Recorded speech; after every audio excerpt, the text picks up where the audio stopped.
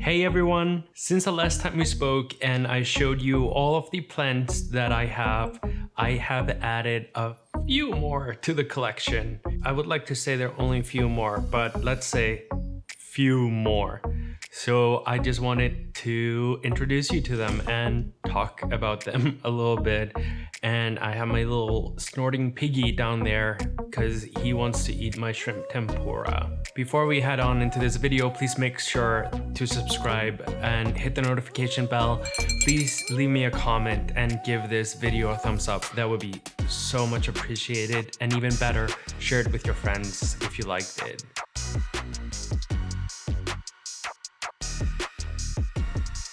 So during this time, since I made the first video, I have added quite the extent of plants to my collection, because every time you think that you have all the plants that you want, you realize that there are other plants that you really want and you really need. And sometimes those plants are plants that you thought you didn't need, but then you fell in love with them because you fell in love with the other plants that you had, and then you realized you need to have the entire agriculture of plants in your home. And also, your Halloween costume is dependent on the fact that your home looks like a jungle. So the first plant I want to talk about is my rattlesnake calathea.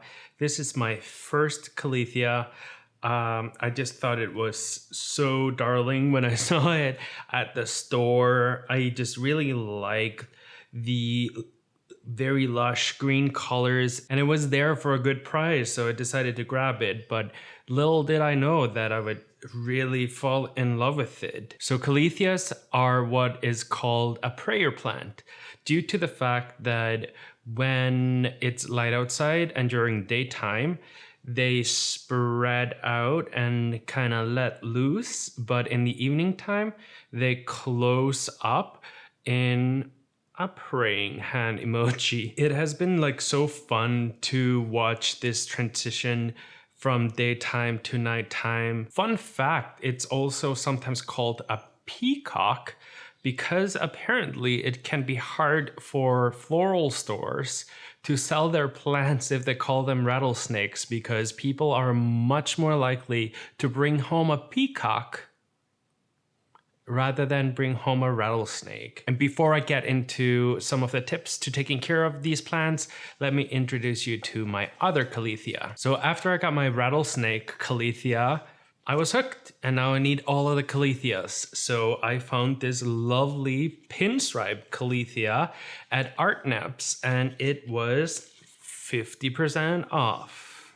It's still in its original nursery pod, and that's where plants should stay when you first get them. Allow your plants to acclimate to your home before you fudge with the nursery pot.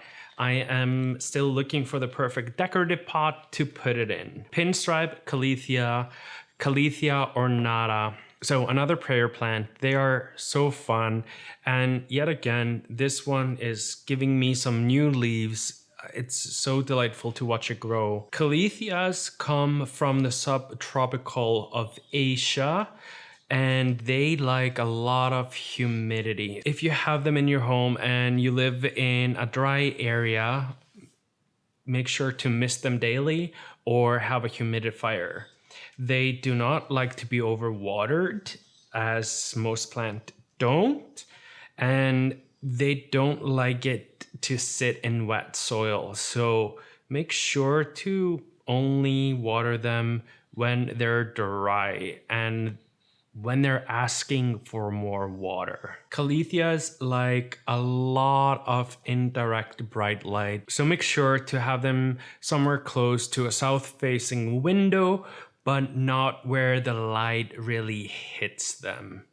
And it seems to be working for me. I am not an expert, but these guys are doing really well. I love them. Get a calathea, get a prayer plant, even though you're not religious. The next two plants that I'm gonna introduce you to are legit my new favorite family of plants. They are alocasias, they are elephant ears, and they are my latest obsession, and now I have to have all of them as well. Fun fact about plants referred to as elephant ears. What is often considered elephant ears is not just alocasias or calathea. There are several others, and one of them is actually monsteras.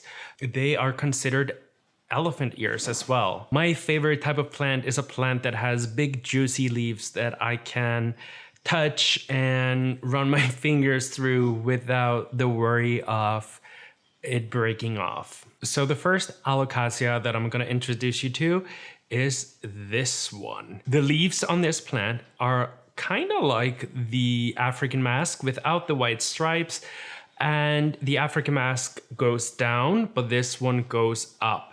This plant is called Alocasia louboutin. I am not able to pronounce the variation of this alocasia, so with all the plants I will put the names in a title down here. Please someone teach me how to pronounce that name or give me an easier name on what to call them. These guys are a lot of fun. They have these long leaves, very green, very dark, and these thick stems. This is of course just a baby plant. I got it at the Amsterdam greenhouse, which is one of my new favorite nurseries. It does have a nice decorative pot to stay in, but it's a little bit wobbly in there, so I'm just holding it like this. The second alocasia that I'm going to introduce you to is my Stingray alocasia.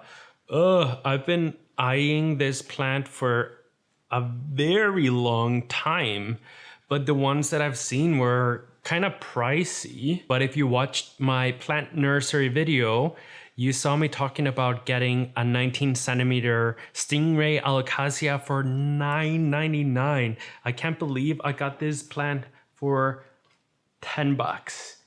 Maybe it has something to do with the ugly purple nursery pot it's in. I forgive it. Stingray alocasia, same family of course. It's a type of elephant ear. Big juicy leaves, look like these gorgeous stingrays. Just making sure you can see that.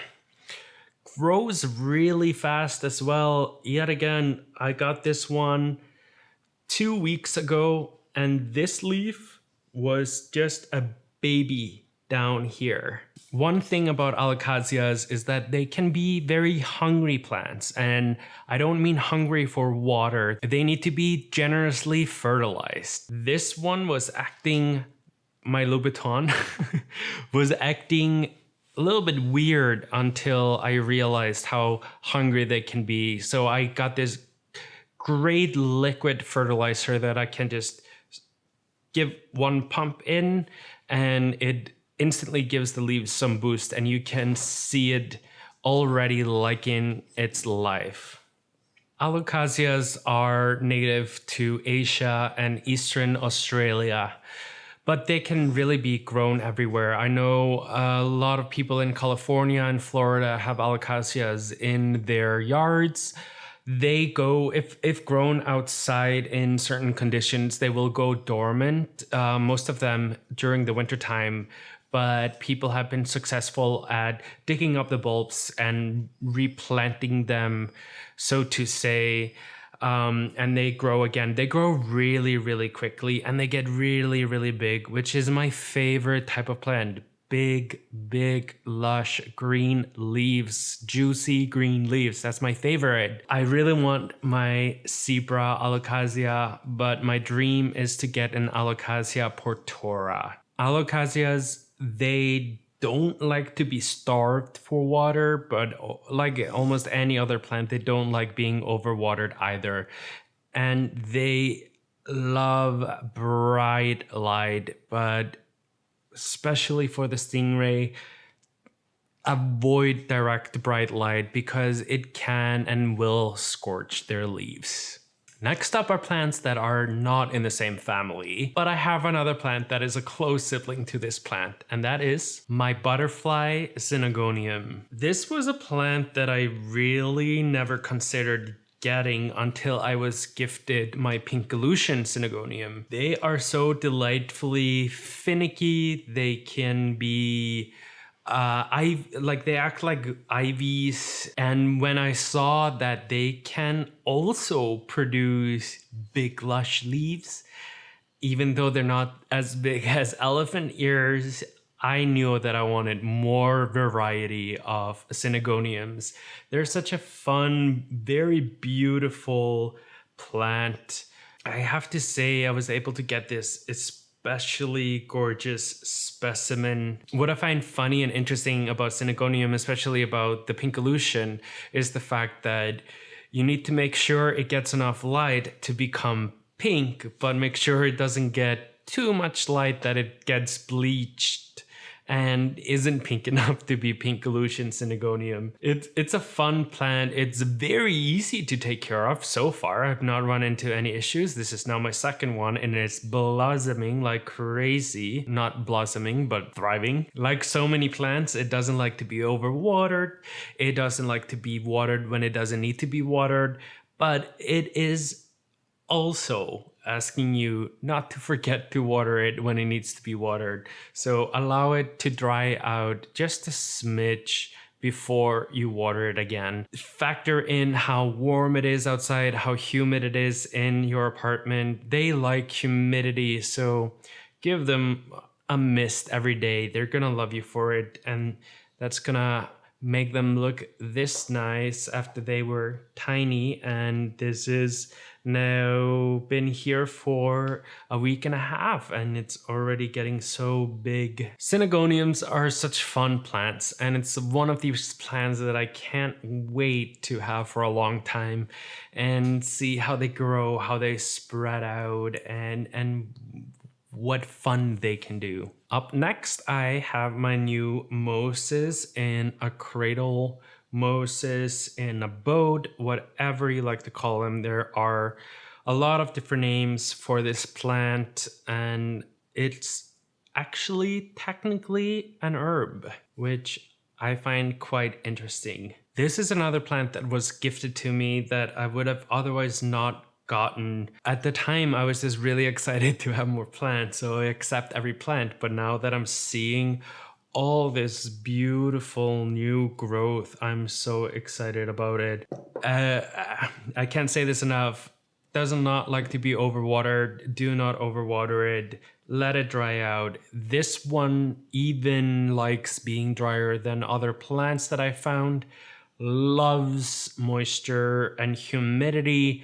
Give it a spritz. After I started spritzing it, it really started to grow. This is a lot of new growth here. One thing to be cautious about with a mosses in a cradle is that they are very prone to spider mites. So check it every day. Make sure that there's no little bugs there that you don't want to introduce to the rest of your collection. But it's a gorgeous plant, and I love the purple that it produces underneath its leaves. It looks absolutely beautiful. It's gonna go very well with my grow lights that I'm using as backdrop lights. The last two plants that I'm gonna introduce you to, even though I've gotten more than just those plants that I'm showing you right now, but I just don't want this video to go on forever, and I gotta keep some excitement about the next one. They are not related in any way, but they are related to other plants that I have. So the first one would be this amazing Starfish sansevieria. This plant looks like a crazy aloe vera plant that is going to kill you. This crazy sansevieria might lobotomize you. And if you watched Nurse Ratched recently, you know that's a possibility. This is another plant that I really did not consider getting for myself, but my beautiful husband spotted it as we were walking through Art Naps, which is closing. It's the same place where I got my calathea, my miter saw, and my circular saw. and we thought it was on sale, but it wasn't. But I still decided to buy it. Such an insane plant. And even though it doesn't have leaves, it has whatever you call these things. I guess they're called leaves, but these things are sturdy and thick, and it's insane. And literally they will poke your eye out if you're not careful. Thankfully, the way that they grow is that they go outwards and spread out like a starfish. So they're actually kind of easy to place in your place without have to allocate a lot of space for it, for not to be dangerous or a death hazard. Like all sansevierias, they are kind of a desert plant. They like their soil dry. They like to be heavily root bound. They keep their moisture in their leaves, and that's all that they're gonna need. So leave it the frick alone and let it do its thing, and only water it when it's really dry. And even then, don't water it a lot. Look at the little babies. Little babies, yeah. This is such a fun, crazy plant, and I hope that no one confuses it for an aloe plant and breaks off a stalk, because I will grab that stalk and I will drive it through your heart if you hurt this plant, because I love it so much. And now for the last plant of this video, my Ficus benjamina, or weeping ficus. So Ficus benjamina is in the same family of other ficuses like fiddle-leaf ficuses, rubber tree ficuses, Ficus elastica. Now this plant, though, doesn't like to be overwatered. No plant seems to like being overwatered. If you like to overwater your plants, you need to get aquamarine plants and get a nice little fish tank. But this plant, like the myrtle, likes having its soil moist at all times. Of course, not too moist that it is drowning in water, but moist enough to be moist at all times. And everybody's favorite word is moist. So I'm gonna say it one more time. Moist. I really do not know a lot about this plant, but I love these fun little curly leaves.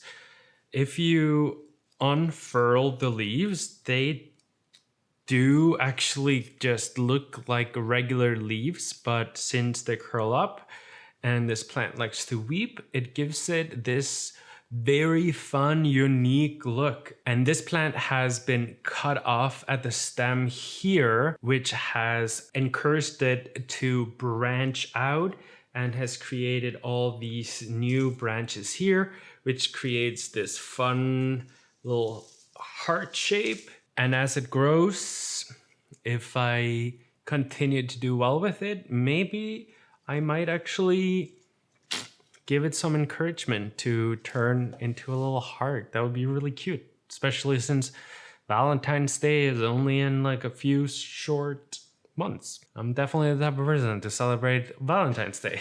Thank you so much for watching this video. I really hope that you enjoyed learning about my new plants and getting to know my new plants and seeing how my apartment is turning into a crazy jungle and there is no stopping me. If you haven't already, please make sure to subscribe to my channel, hit the notification bell so you'll never miss a video. New video every Wednesday, and I'm ahead of schedule for once. I filmed more videos than I can release. And check out my social media. I'm on Facebook, I'm on Instagram, Twitter, and Snapchat. Thank you so much for watching. I'll see you next time. Bye.